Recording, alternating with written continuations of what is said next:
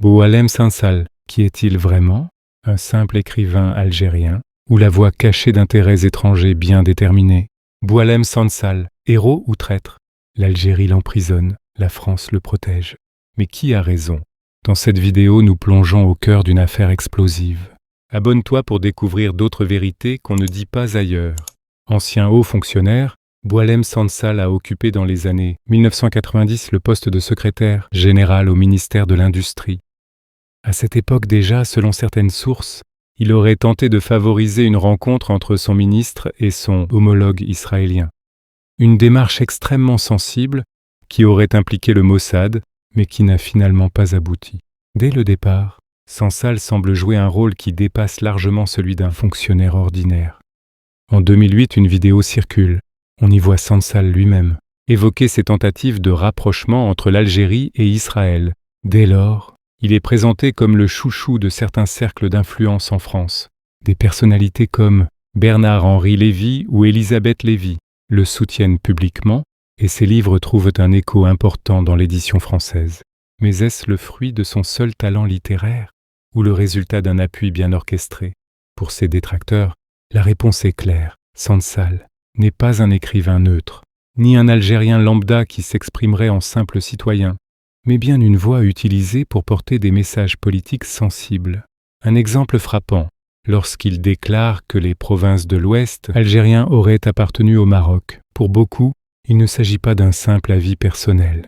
Certains y voient un message préparé, au timing millimétré, un ballon d'essai lancé pour habituer l'opinion à l'idée que les frontières pourraient être redessinées un jour. Ce procédé, disent-ils, n'est pas nouveau. Dans l'histoire récente, des figures médiatiques ont souvent été utilisées pour légitimer des actions politiques ou militaires. On se souvient tous par exemple de Bernard-Henri Lévy, qui était le porte-voix médiatique de l'intervention occidentale en Libye. Ce ne sont pas les chefs d'État qui parlent directement, mais des intellectuels, des écrivains, des personnalités publiques qui servent de relais d'opinion. Dans cette logique, Sansal serait l'instrument parfait de ceux qui cherchent à fragiliser la position algérienne et à renforcer les ambitions marocaines dans la région. Autrement dit, ces déclarations ne sont pas un cri du cœur, mais une pièce dans un puzzle géopolitique bien plus vaste. Mais cette affaire dépasse de loin la seule personne de Boualem Sansal. Elle met en lumière un enjeu central, la position de la France vis-à-vis de l'Algérie. Pour certains analystes, Emmanuel Macron a fait le choix de céder à des pressions extérieures, celles de l'OTAN et de certains lobbies. Résultat, Macron sacrifierait les propres intérêts stratégiques de la France en Algérie, pourtant vitaux sur le plan énergétique et sécuritaire, au profit d'un rapprochement politique avec le pays voisin. En clair, Paris perdrait Alger, pour mieux gagner Rabat. Mais à quel prix?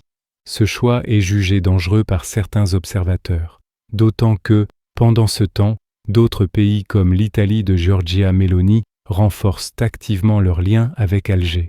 Alors que Paris prend ses distances, Rome avance ses pions et se place en partenaire privilégié. Le malheur de certains fait le bonheur des autres.